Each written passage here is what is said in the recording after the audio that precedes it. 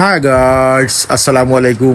মাশাআল্লাহ দেরানি আমি কয়েকটা ডিম সিদ্ধ দিয়া এগুলারে সুলাইয়া সুন্দর করিয়া আর পেনো তেল দিয়া সুন্দর করে এগুলারে ব্রাউন কালার করে নিমু।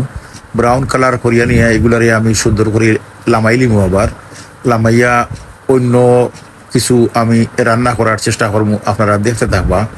আর সুন্দর ভিডিও পাইতে হইলে সেলিমউদ্দিন প্রোফাইল, সেলিম বাই page, Selimuddin YouTube channel, Selimuddin BD YouTube channel আপনারা ফলো করবা ইনশাল্লাহ। নিত্য নতুন আপনার রান্না বান্নার ভিডিও আমি দিয়া থাকি, দেখতে থাকবা ইনশাল্লাহ। ওদের আনি মসুরি ডাইল আর সাথে পেঁয়াজ দিলাম।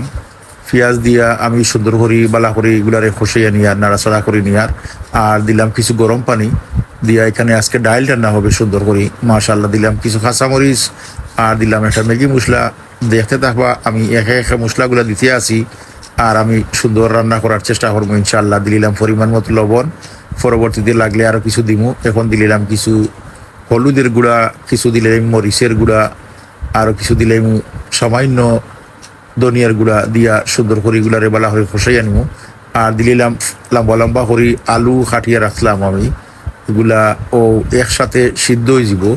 বসাইলাম একসাথে এগুলারে পরিমাণ মতো পানি দিব, আরও পরে যতটুকু লাগবো আমি ইনশাল্লাহ পরে দিব। প্রথমে দিলাম আরও কিছু টমেটো দিয়া আগুন একটু বাড়াইয়া দিয়া সবগুলারে বালা করে একটু সিদ্ধ করে নিব। আর আলহামদুলিল্লাহ মাশাল্লাহ আজকেও রান্নাটা একটু নতুন স্টাইলের রান্না করিয়া দেখানি, কিছু টকবক করি উতরার। আর আমি আরও কিছু নাড়াচাড়া করে দিলাম যেটা সবগুলা একসাথে সিদ্ধ হয়। আবার গুড়িয়া দিমু আর সুন্দর করি টান দিয়ে বালা করি আমি পলক তুলবো আর রান্না করতে থাকি। আপনারা ভিডিওটা শেষ পর্যন্ত দেখতে থাকবা। যদিও ভিডিওটা লং হইতে অনেক সুন্দর ভিডিওটা আপনারা পাইবা। আরও কিছু গরম পানি দিলাম পরিমাণ মতো যা লাগবো ইনশাল্লাহ।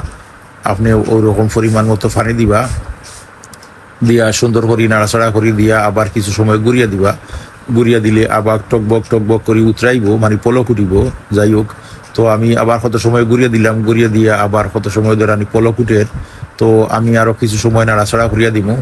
এরপরে আমি বেশি যে সময় দেখবো সিদ্ধ হয়ে গেছে, আলুও সিদ্ধ, তখন আমি ডাইল কুটনি দিয়া বালা করে গুঠাইয়া দিব।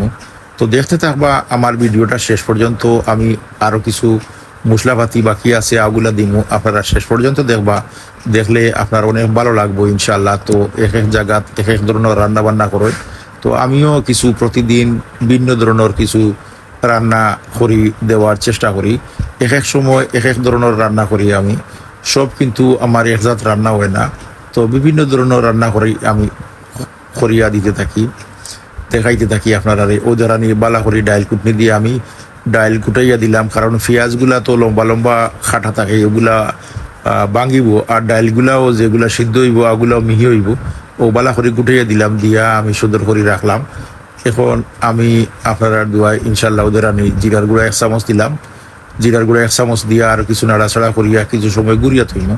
গুড়িয়া থোয়ার পরে এগুলা আরও কিছু সিদ্ধ হইব এবং একটু ফ্লেভার আইব। ওদের আনি ডিম যেগুলো আমি সিদ্ধ দিয়ে আগে রাখলাম আগুলা দিলাম। এখানে 4টা ডিম দিলাম সিদ্ধ দেওয়া আছে।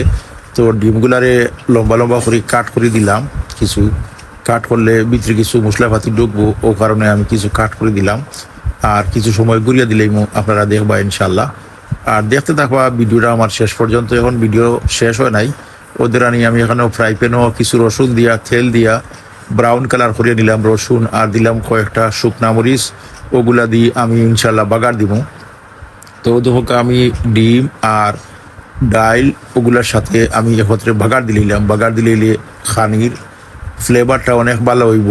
আর বাগার দিলে সুন্দর করে একটা গ্রান বাইর হইব আর খাইতে অনেক স্বাদ হইব। মাশাআল্লাহ ওদের আনি অনেক সুন্দর একটা গ্রান আর এক কালার বাইর হয়েছে, আর আমার কাছে অনেক গ্রান লাগে।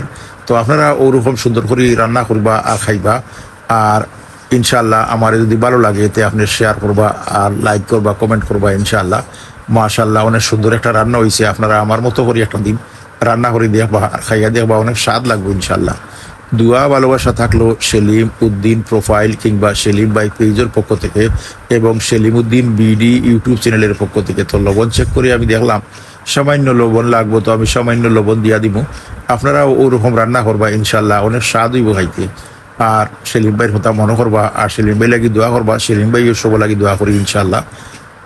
দেখতে দেখতে ভালো লাগা, আর ভালো লাগা থেকে ভালোবাসা, আমার রান্নাটা প্রায় শেষ হয়ে আইছে।